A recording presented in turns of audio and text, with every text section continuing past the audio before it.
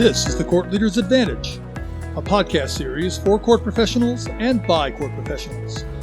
Brought to you by thecourtleader.net and in cooperation with NACOM, the National Association for Court Management.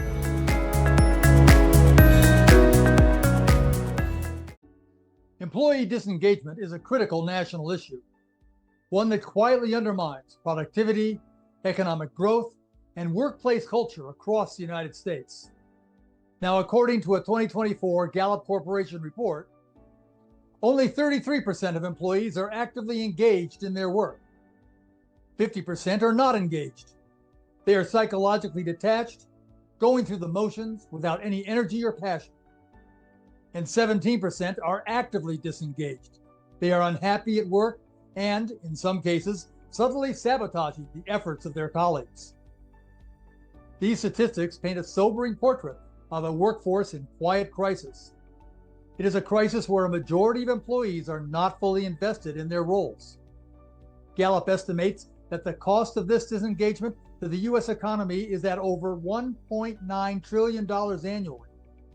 The cost comes from losses in productivity, absenteeism, turnover, and diminished performance. So why is disengagement happening?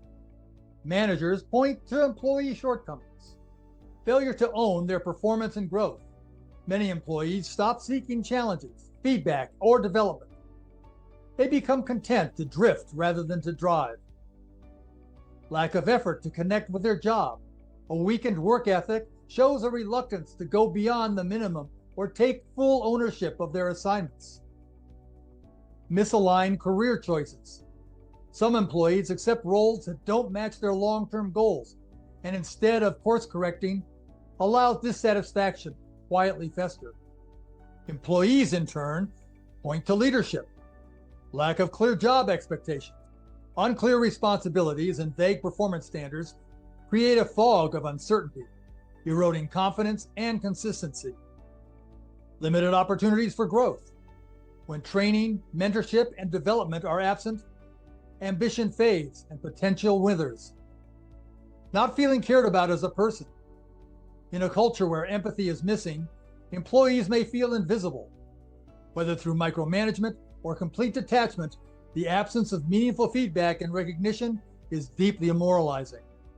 And poor communication. Both sides agree that communication is broken, yet each believe the other side is responsible. Employees remain silent, withdrawn, and sometimes morose. Leaders misread that silence as apathy, not alienation. What emerges is a workplace marked by quiet tension and mutual disillusionment. Something vital is slipping through the cracks. Can this be turned around before the silence becomes permanent? I'm Pete Kiefer, and welcome to the Court Leader's Advantage podcast series. This month, we're investigating employee disengagement. It appears to be a critical national issue that affects productivity and workplace culture. What can we do to turn this trend around? To discuss this issue today is our moderator, Erica Schmidt, Judicial Clerk Supervisor at the Multnomah County Circuit Court in Portland, Oregon. On today's panel are Elena Cano, Court Administrator for the City Court in Surprise, Arizona, Casey Kalercharan, Alternative Dispute Resolution Director for the 9th Judicial Circuit Court in Orlando, Florida, and Samantha Wallace, Deputy Trial Court Administrator for the Supreme Court in Coeur d'Alene, Idaho. So let's join Erica and the panel as they discuss employee disengagement and the courts. All right, welcome everybody. Thank you so much for joining us today. As Peter mentioned in the intro, we're going to be talking about worker disengagement.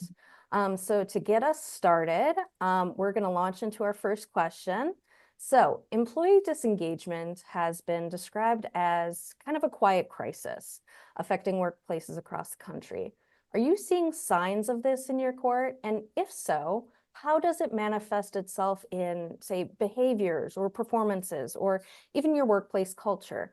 So to get us started with this question, Tess, would you like to answer this one? Thank you, Erica. We have noticed some signs of employee disengagement in our court that mirror national trends. These include reduced initiative, lower morale, slower responsiveness, and less collaboration, which of course can lead ultimately to more isolated workplace culture.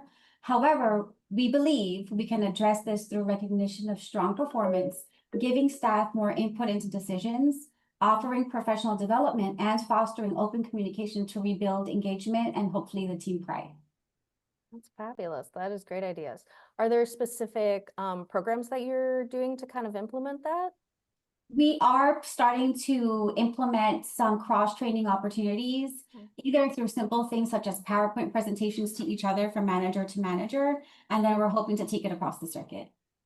So responsibility for employee disengagement, it's not a black and white issue, okay? It exists along a continuum. In your view, where does the inflection point lie? So for example, would you say it's like 60% leadership's responsibility versus 40% employees? And why would you choose that point? So Elena. Thank you. Yeah. In my view, engagement is really a partnership between leadership and staff.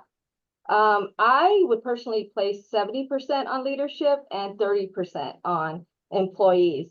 And I think one thing a leader needs to do is first kind of have a self-assessment on what type of leader they want to be. And then do an observation of what the staff needs in their leadership. And again, once I place the majority of 70% on leadership because they need to engage on what the staff needs. If there's a culture shift, if there's more clarity and expectations, availability and resources, and the quality of feedback that they're asking their staff to provide so they know how to lead better. I don't think in a lot of studies that are out there, the influence of the leadership outsizes whether employees feel connected, valued, and motivated. Leaders set the tone, create the systems, and either remove or intentionally create a barrier with engagement. With that said, the inflection point for me is if systemic leadership issues like unclear direction, lack of reorganization, or even recognition or inconsistent policies persist. It doesn't matter how motivated or engaged a leader is with staff, that the environment and the employee doesn't feel that there's any responsibility on their end and there's no connection to the work. The disengagement is going to persist regardless if there's not clear buy-in from staff because leadership isn't leading the way for them to do that and feel comfortable in that type of environment. And what would you feel is good leadership qualities that would enhance that engagement? I think, again, good leadership is really a self-assessment of yourself. And I really think we need to portray what we want our culture to be and what we want the staff to emulate. If we have a good behavior coming in, if we're performing at a level that we insist that our staff also perform at, that we need to set an example of all of that before we can even push our staff to follow the same thing. I engage my staff even with policies that I'm writing, not only across procedure type of things, because of course I engage them with that because I want their expertise. And that's exactly how I word these emails is, you are the experts, you guys give me feedback. Do I remove things? Do I add things? But also the policies of like attendance, dress code. I send those out to my employees as well to let them know you're part of what we are creating here. You're part of what the culture I want to have here. And I want you guys involved in creating that culture. So I think involving them, and I know that this is very textbook, but we are as leaders, for the most part, we're servants to what our staff are. And you have to let them know that as well. I think sometimes with leaders, we decide that we need to put on a more tough exterior, but it depends if that's not what your staff needs. Again, I think it's really important to self-assess on what type of leader you want to be, and then gauge what type of leader your staff needs, and then follow through with that. Yeah. All right. So many courts seem to be scaling back on hybrid and remote work options. In your experience, does remote or hybrid work still contribute positively to employee engagement in a court environment? Sam? So, yes and no. I think it takes the right type of person to work remotely and still be engaged. Working remotely is definitely not for everyone. But that being said, if you have the right type of person, I think it's still a positive experience overall, and remote workers can absolutely still be engaged. Hybrid options are incredibly popular with job seekers, and I think that if the courts do not embrace hybrid options where they can, we will see less and less qualified employees seeking court work if we do not offer remote options. It's difficult enough to compete with the private sector in terms of pay, but if we, as the courts, do not account for the changing job culture and market, it will become more difficult to entice potential workers. I completely agree. We have hybrid policies. It varies. So like our judicial assistants, they can be hybrid for full days. But like our judicial clerks, no, they have to be in court and then they might be able to be remote. So it's like it varies from staff to staff. And it's like even staff who work closely with each other, like judicial assistants and judicial clerks, they have two totally different work from home policies. How about you, Tess? Do you have a work from home policy at all in Florida? We do. For the Ninth Circuit, we have a telework opportunity available to high-performing employees. And so they sign a contract with us and the managers, right, to make sure that they understand that there's X amount of duties that is permitted to be performed at home. And of course, it has to be measurable work. And how about in Arizona, Elena? We don't. Our units here are very customer focused. And so the paperwork that that we work here can't leave the courthouse either. And so so most of our units, because it's either in the courtroom as JAs or at the front counter, our security officers, of course, cannot work. Sure. Yeah. And then I think for the most part, the only staff that could work remote would be my position and the supervisor's position. But I think that also leads back to we want to emulate what we want our staff. So if they're here, we're here. So we don't take on the role of teleworking because we want to be here for them because they're unable to do it right now with the work they do. And that's an excellent point. I have other supervisors in my team who are more able to work from home, but I know I could possibly work from home, but I choose not to because I have my judicial clerks here every single day. And it's like, it almost feels unfair, but in that sense, like I'm equalizing myself as a leader to help my employees. And also that way, it's like, if they do need help, I'm not like, oh, sorry, I'm at home. Instead, I'm there to help engage with them. Now, if they're working from home and they need help, that's a totally different matter. And I also think it helps as, I don't want to say like a reward system, but it kind of is a reward system for us at least, where fantastic, you have done all of the work you can possibly do here. Now you get to go home. So I think that definitely helps with the engagement as well of, yay, you did a good job. Now you get to go work from home. Right. And I think it shows it. I agree with you that I view it as a reward if I get to work from home. It's like, yay. Yeah. But it also demonstrates the trust that you have in your employees if you allow them to work from home, which I think then would contribute positively to employee engagement then. So next question, what role does workplace culture such as like inclusivity, psychological safety, and like work-life balance play in fostering or hindering engagement? Tess? Thank you. So workplace culture plays a crucial role in shaping employee engagement, with factors like inclusivity, psychological safety, and work-life balance significantly influencing how connected and motivated employees feel. An exclusive environment fosters a sense of belonging and value, encouraging individuals to contribute fully. So psychological safety also allows employees to express ideas and take risks without fear, which also promotes the collaboration and the innovation that they can produce. So meanwhile, a healthy work-life balance helps also to prevent the burnouts and supports overall well-being, enabling a sustained engagement, hopefully. So when these elements are lacking, though, and the employees may feel undervalued or stressed or afraid to speak up, leading to disengagement or maybe reduced performance. Mhm. And how do you promote a good work-life balance with your staff? Oh my gosh, we love this question. It's openness, transparency, and open communication all day long, right? I always tell our team that I have thick skin, my feelings will not get hurt. Tell me where you are with your work and how you're feeling about it, because if we don't connect those two things, they will not feel good about their purpose and why. And then it just causes the environment to feel heavy and stressed when all things can be avoidable if there's open communication and transparency.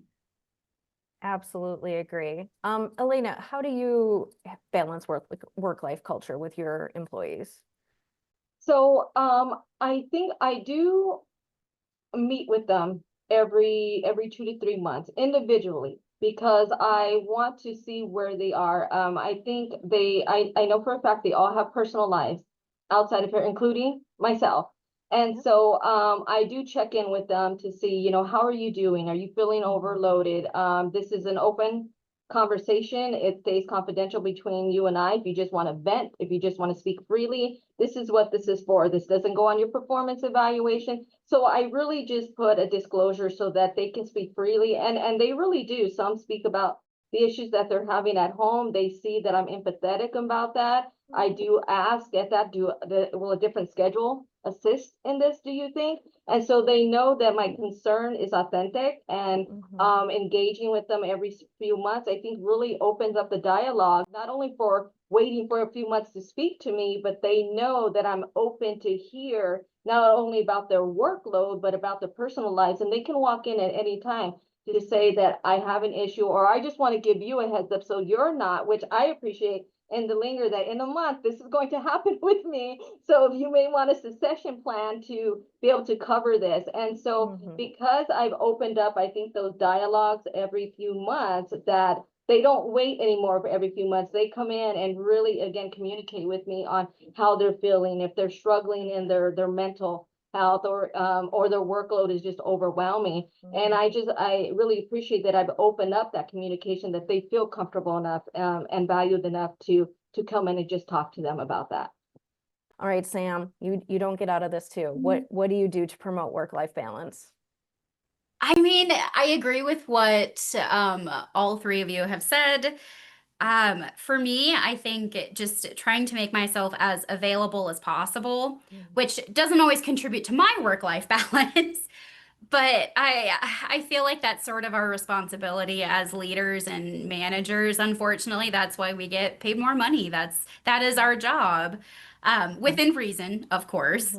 And so I like what you said, open door policy, because even myself, if I see a closed door, I will immediately stop and then think, should I knock? Like, a closed door really sends a message. And sometimes it's just as simple as they're just eating lunch and, they just want a little bit of privacy. But so I give my cell phone number out freely to all of the employees. I think texting is a really nice option sometimes. Yeah. So just, I try and make myself available. Fabulous. No, and you raise a good point. Like, we're talking about work-life balance for our employees, but we also need to remember work-life balance for ourselves. I am notorious for forgetting about this sometimes. Same. But it just, because we're in that leadership position, sometimes it's hard to turn off the 24/7 mentality of always thinking, always doing. But it's important for us to have that work-life balance too, because then I feel like our work-life balance can reflect on our employees too. So whenever I have like somebody come into my office and they're like, "What'd you do this weekend?"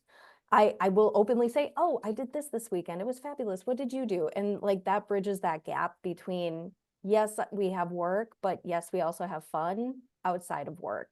And that is very important as well. Because we as leaders, we don't want to become the disengaged party. Like, we're discussing our employees being disengaged, but it's another step when leadership becomes disengaged as well. And that's what we want to avoid too. I know somebody mentioned the other day that, there's that saying of the Gen Z stare, where have you guys heard of the Gen Z stare? Oh my I've never goodness. heard of it. Is this phenomenon where those of the Generation Z just kind of stare off into the distance, and it looks like they're just kind of, I don't know, zonked out or something. But it's just them kind of usually recalibrating in their brain or disengaging with something that's happening. I also know that there's the other phenomenon of millennials just kind of shrugging it off because they've seen so many like world life, once in a lifetime happenings that they're just like, okay. So it's like we're trying to combat some of these like ingrained generational phenomenons or habits that don't go to every generation, but or every person within that generation, but it's still, you know, we don't want, because we are leaders that are from a younger generation as well, we don't want those phenomenons to suddenly become the leadership as well. All right, next question. Several states, including Arizona, Alaska, Utah, and Oregon, are experimenting with using licensed non-attorney legal advocates, like paralegals, to provide legal advice in specific areas. So traditionally, court administration training has followed a single career track, from line staff to supervisor to manager to ultimately executive leadership. Could the emerging role of non-attorney legal advocate represent a meaningful new career pathway for court staff? Elena. I absolutely think this. I love this question because I myself went to school to be a paralegal, and I've hired um, many paralegals that actually work in law firms to become court staff. And what this question represents is the other side, is not paralegals coming in, but staff becoming having the skill set of paralegals. So I absolutely love this. Because I do agree that a lot of our internal promotion in the court system is exactly what is said, is the court clerk, to the court senior, to the court lead, to the supervisor, et cetera, all the way to some of the goal is to be the court administrator or even on the executive team.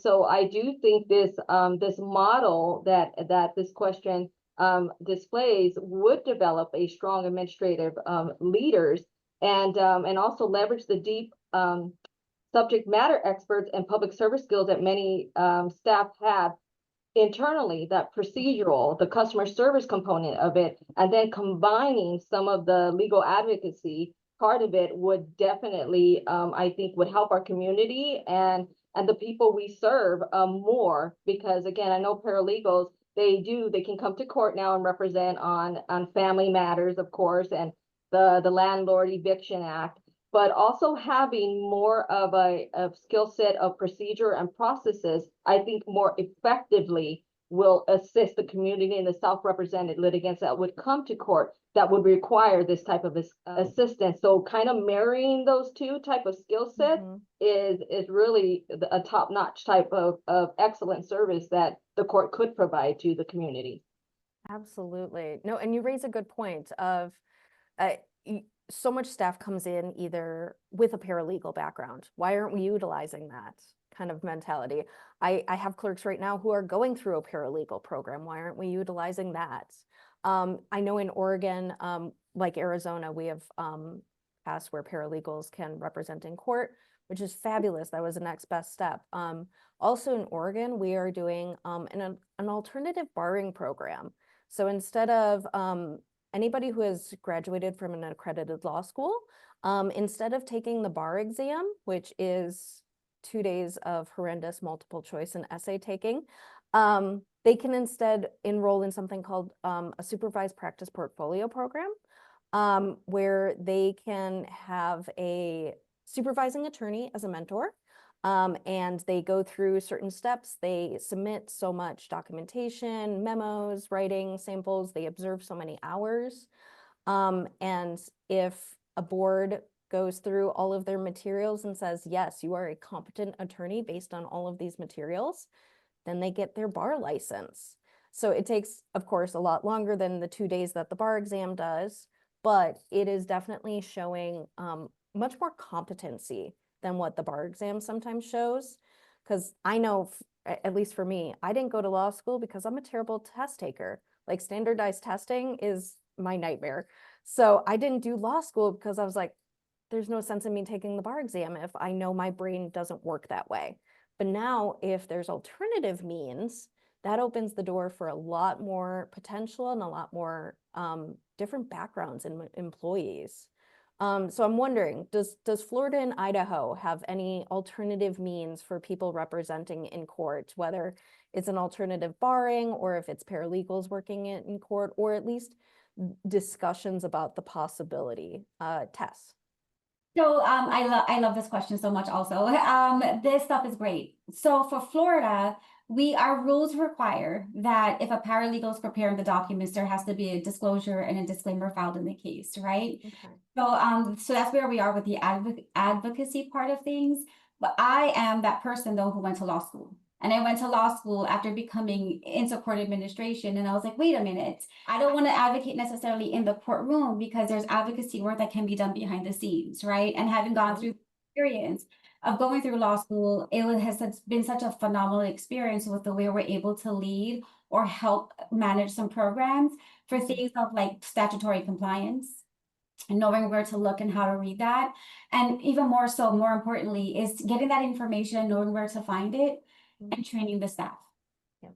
That's just so I love that bridge so much. I love that happy dance because now the staff feels empowered too, that okay, we have a source, we have a resource, we have a citation or something on why we do what we do and how can we do it. And then you have the authority to back up the words coming out of your mouth. And then you're also going to be able to provide the customer service that's so necessary for public service. I love this so much. Yes. Great question, Erica. Yes. Fabulous. Fabulous. Sam, what about you? So I'm really happy that everyone else was really glad for this question because I read it and I was like, please don't make me answer this question because I'm sorry. Like, I have never heard of that. To my knowledge, I mean, we were always trained, I started as a clerk, like you do not give legal advice. Like there is a very hard stop at legal advice. Yep. And we have court assistance officers, but again, they give assistance, never advice. And one of them is even an attorney, but in his role as a court assistance officer, still not allowed to give advice. And so I was like, is this a thing? How am I supposed to answer this question? No, entirely understandable. And we kind of have the same thing too. So we have like a law library that's like a legal resources center where individuals can go just to get legal assistance in the sense of, this is what your next court date means. But if somebody comes to them and they're like, so what do I do? And they're like, no, we can't do that. We can't, there's that fine line between the legal advice and legal information. All right, any final thoughts about, us combating this disengagement? Yes. Yeah, sorry, I'm like itching to say this. I'm so sorry. Yes, do it. So one of the beautiful things I'm so proud of with the Ninth Circuit, right, is not only is it accountability to make sure that we are held accountable for the work that we produce, but our leaders, our executive leaders, also give accountability for the good work that's being done. And so what they do is every single month they send out a blast to all court administration employees that's called Know Your Ninth. And what that does is it highlights all of the achievements employees have done throughout that time frame, or the investiture for new judges or for new employees. You have that picture, you get that name, and you get the accolades, right? And so that's how they get engagement, because you're talking hundreds of employees. How do you meet with everybody all at once? And I think it's an encouraging thing that's happening. See your picture, see your name, see your colleague's picture, your colleague's name, or get to meet the new judges. It's just, so it's accountability both ways, right? Yeah, no, and that is a fabulous point as well. We, with our team, we have a quarterly newsletter that we put out. We post, hey, these are the new clerks or judicial assistants who have started. Here's the new docketing system that we have. Here's an update from this department. But we also try to have a fun engagement thing. So along the side of our newsletter, we always have fun pictures. And it's a different theme. So for a while, it was like a picture of your pet or a picture of a fun activity that you like to do. Our summer edition was, of course, pictures of you on vacation. So it's like having that engagement and seeing everybody on like their fun vacation. It feels like it brings people together. Great. I like that. Yeah. Yeah. I was gonna say real quick, one simple thing that I did when I was training, and I still try and do, is whenever, and I found a mistake in someone's work, and you had to tell them about it, I would let them know what they did wrong, how to fix it. And I would offer up a mistake of my own that I had made in the past because, I feel like that really demonstrates like, hey, we all make mistakes. Like, I'm not saying this because I'm judging you or trying to make you feel bad. I think that really imparts a lot of trust between your employee and leaders. Yeah. Yeah. I'm very much a working supervisor in the sense that I'm still clerking a lot of the time. So it's like if I don't have enough staff, I'm there in the courtroom doing exactly what they're doing, which definitely helps with the collaboration with my team. But in that sense, if I mess up, I am the first to say, yeah, I need to redo this. And so it's like if I send out like emails saying, okay, here were the errors from last week, I will include myself and be like, Erica made these errors. So it's like they at least know, oh, okay, she makes mistakes too, and that's okay. Again, kind of what I said, doing a self-assessment, if you want to be the type of leader that just hides everything because we're supposed to, quote, know everything, and we want to present that type of leadership. And we don't. And I get on the phone just so I want to show my staff that I'm engaged and I do want to know what they're doing, regardless if I'm in the back office over here, is I let them know if you need help on phones, court clerks, let me know and I will stop because it gives me a break from my projects. And I will get on the phone for the entire day if we're short staffed. I'm gonna let me know if you need, and I will answer the phones all day long. That's what I'll do, and I will assist in that matter. And I think also by doing that, because I can't wait to be in the courtroom as a JA, I'm training to do that now so I can work. I think that doesn't only let the staff know, okay, she's engaged with our work because she wants to know what we're talking about, what we're doing, when we're presenting things to her, whether good or bad.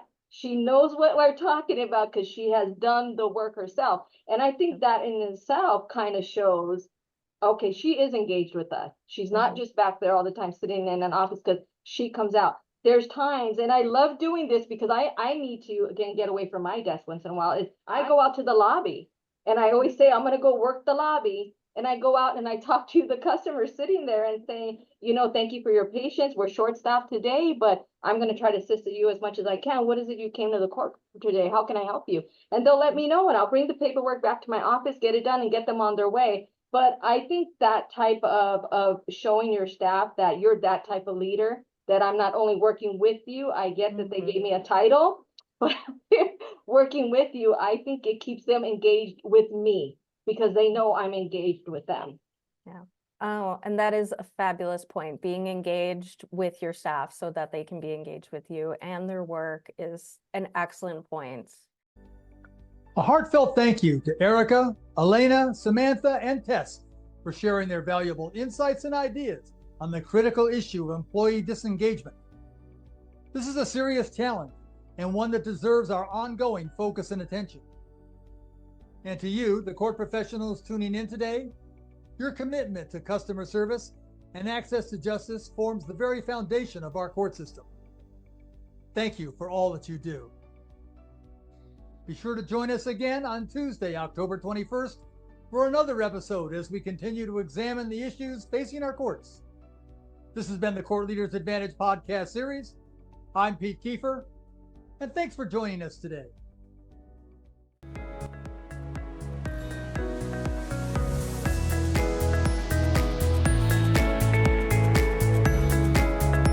Thanks for joining us today. The Court Leaders Advantage is a regular podcast series on courts and court administration. Today's episode will be available on our website, on the Court Leader website, on YouTube, Facebook, iTunes, LinkedIn, Blue Sky, and on X, formerly known as Twitter. Become part of the conversation. If you have questions, comments, or ideas for future episodes, email us. Our address is clapodcast@nacomnet.org.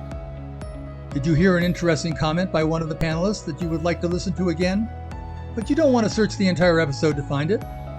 The additional resources section on the web page has a question time marker sheet. Find the discussion question on the sheet, and next to it is the time that question was asked. You can quickly fast forward to that time and listen to the panelists' comments. Remember, if you don't have time to watch an episode, you can always listen to the audio version. Listen in your car or on the bus on your way to or from work. You never have to miss an episode. I'm Pete Kiefer, and on behalf of our guests, the Court Leader website, and the National Association for Court Management, thank you, and have a great day. The views, information, and opinions expressed during this episode are solely those of the host and the individual presenters. They do not necessarily represent the position of the National Association for Court Management.